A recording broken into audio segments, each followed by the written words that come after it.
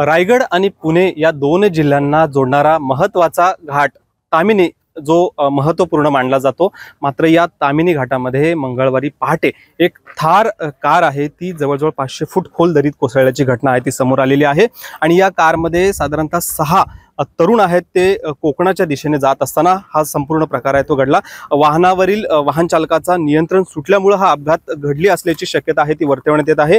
सध्या आपण बघितलं तर याच तामिनी घाटातल्या एका स्पॉट जवळ आता रेस्क्यू टीम असतील किंवा रायगड जिल्ह्यातली पोलीस यंत्रणा आहेत ती या ठिकाणी दाखल झालेली आहेत। सकाळपासून या बेपत्ता तरुणांचा शोध सुरू आहे। अनेक रेस्क्यू टीम या ठिकाणी दाखल झाल्यात। आतापर्यंत 4 तरुणांचे जे मृतदेह आहेत ते हाती लागलेले आहेत। उर्वरित जे 2 तरुण आहेत त्यांचा देखील या ठिकाणी शोध सुरू आहे। आपल्यासोबत मानगाव पोलीस ठाण्याचे पोलीस निरीक्षक बुराडे सर आहेत। सर, काय सांगाल एकंदरीत काय परिस्थिती आहे आणि कशा पद्धतीने शोध मोहीम सुरू आहे? काल आम्हाला जेव्हा पुण्यावरनं हे जे मुलं आहेत त्यांचे नातेवाईकांनी संपर्क केला होता की गेली 2 दिवस या मुलांचा त्यांच्याशी संपर्क होत नव्हता, की ही 2 दिवसापासून इकडे फिरायला आलेली आहे व त्यांचा मोबाईल बंद आहे।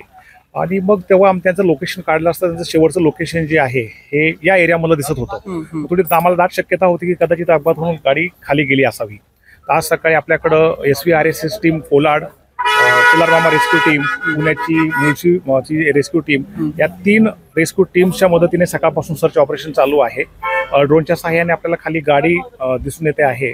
अनेक 4 जे आहेत मुलांचे डेड बॉडीज त्या पण आपल्याला आयडेंटिफाय झालेले आहेत।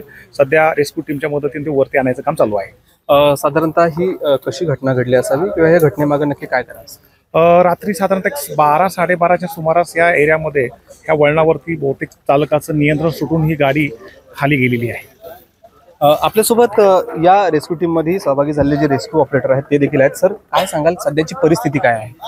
सध्या आम्हाला सकाळी 6 वाजता कॉल आला की असं घटना झाली आणि मामा आपल्याला त्या ठिकाणी तामिनी घाटात जायचं आहे। आम्ही इथे आलो, त्याच्यानंतर आम्ही सर्चिंग केलं, ते इथे एक ह्या लोकेशनला गाडी खाली गेली ते आम्हाला दिसलं। त्या ह्याच्यावरनं आम्ही मग सेटअप लावून खाली गेलो आमच्या टीमने आणि मग आतापर्यंत 4 कॅज्युअल्टी सापडलेले आहेत। अजून 2चा शोध आम्ही सुरू आहे। सध्या ऑपरेशन हे रेस्क्यू करत असताना कोणकोणती यंत्रणा या ठिकाणी वापरत आहे? त्याच्यानंतर इतर जे अजून इक्विपमेंट असतील गाडीचे किंवा इतर जे 2 तरुण आहेत त्यांचा शोध कशा पद्धतीने सुरू आहे? सध्या आता ड्रोनच्या सहाय्याने आम्ही त्यांचा शोध घेणार आहे। पहिले आता प्रथमतः आम्हाला 4 कॅज्युअल्टी सापडल्यात, त्यांना आम्ही वर आणण्याचं काम चालू आहे। त्याच्यानंतर खाली सेटअप लावून आम्ही गाडीपर्यंत पोहोचण्याचा प्रयत्न करणार आहोत। नक्कीच, तर उर्वरित ज्या 2 तरुण आहेत ते अजूनही बेपत्ता आहेत, त्यांचा देखील हे रेस्क्यू असतील किंवा पोलीस यंत्रणा आहेत ते शोध घेण्याची या ठिकाणी प्रत्यक्षदर्शी आपण बघितलं तर या ठिकाणी यशस्वी मोहीम आहेत ती राबवताना पाहायला मिळतात। त्यामुळं आपण आता जर बघितलं तर तामिनी घाटातल्या या एका मुख्य वळणावर हा जो अपघात झालाय त्या परिस्थितीमध्ये आपण बघितलं तर मोठ्या संख्येनं या ठिकाणी पोलीस यंत्रणा असतील, रेस्क्यू टीम असतील ते आता या ठिकाणी शोध मोहीम घेताना पाहायला मिळतात। गणेश मापळकर, ABP माझा, रायगड। आमची मित्राचे 6 जण उत्तम नगरमध्ये राहिला आहे। त्यांचं वय 25 वय आहे आणि आत्ताच ही 20-1 दिवस झाले ते गाडी घेऊन थार तरी पुण्यावरून निघली होती फिरण्यासाठी, म्हणजे कोकणामध्ये फिरायला आली होती सगळीजण।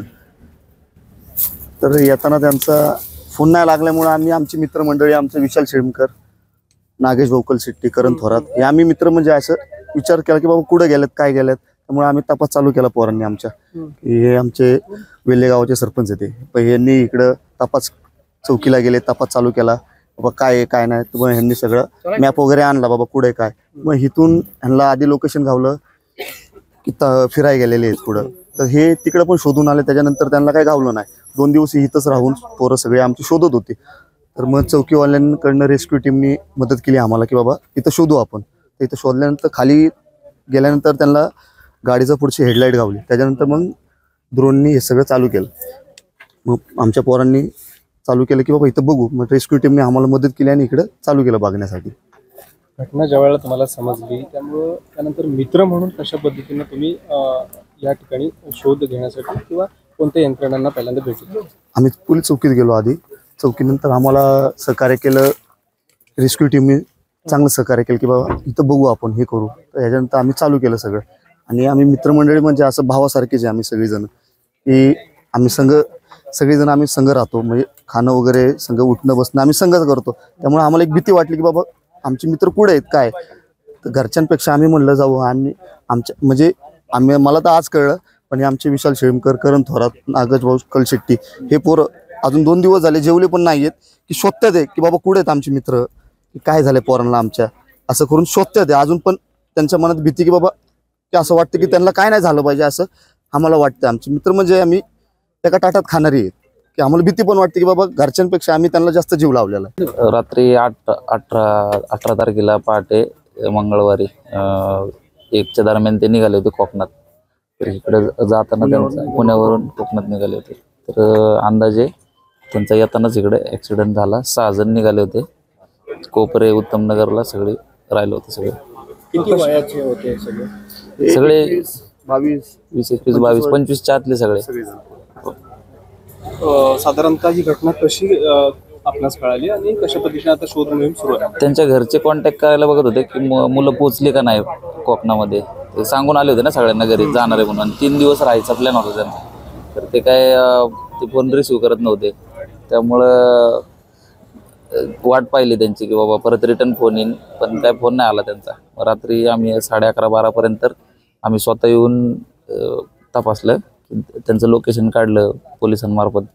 त्या लोकेशनवर नव्हते. मग काल रात्री ड्रोनने चेक केलं तर ते गाडीचं इथं घाटात दिसलं, गाडीचा टप. त्यामुळे अंदाज लावून रेस्क्यूवाल्यांनी सकाळी तपास लावला. एबीपी माझा, उघडा डोळे बघा नीट.